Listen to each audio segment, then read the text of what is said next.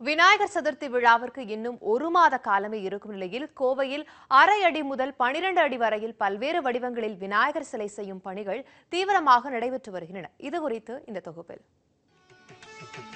இந்த ஆண்டு ஆகஸ்ட் 25ஆம் தேதி விநாயகர் சதுர்த்தி கொண்டாடப்பட உள்ள நிலையில் கோவையில் விநாயகர் சிலைகள் தயாரிக்கும் பணி தீவிரமடைந்துள்ளது.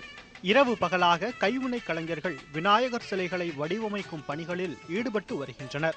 காகித கூழ் மற்றும் களிமண் போன்றவற்றின் மூலம் 50க்கும் மேற்பட்ட வடிவங்களில் விநாயகர் சிலைகள் செய்யப்படுகின்றன. விநாயகர் சிலைகளில் இந்த வருஷம் புதுசாக ஜல்லிக்கட்டு விநாயகர், ஈருலவன் விநாயகர், சத்ரபதி விநாயகர், ராஜதர்பார் விநாயகர், அது மாதிரி புது வரவு இந்த வருஷம் வடிவமைச்சிருக்கோம்.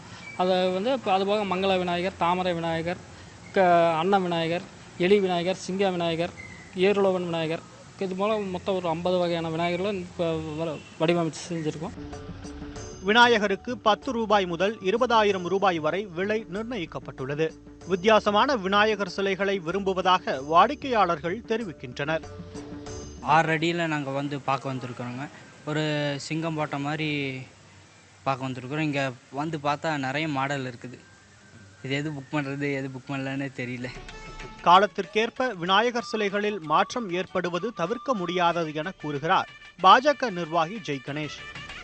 வாகனங்கள் இப்போ இது எல்லாருமே ஒரு டிஃப்ரெண்ட் ஒரு இதை பண்ணுறாங்காட்டிக்கு அதை அந்த மாதிரி ஒரு காலகட்டத்துக்குள்ளே நம்மளும் அதை சேர்ந்து போக வேண்டியதாக இருக்கிற சூழ்நிலைக்கு மக்களும் அதை இது பண்ணுறாங்க. விரும்பும்போது நம்மளும் அந்த புது புது இதாக போன வருஷம் வச்ச விநாயகர் இந்த வருஷம் வச்சு இதுதானா அப்படிங்கிற மாதிரி இது பண்ணிடுறாங்களேங்கிறக்கோசம் ஒரு புதுசு நாங்களும் மக்களுடைய விருப்பத்துக்காக தொலைவிட்டு போயிட்டுருக்குறோம்.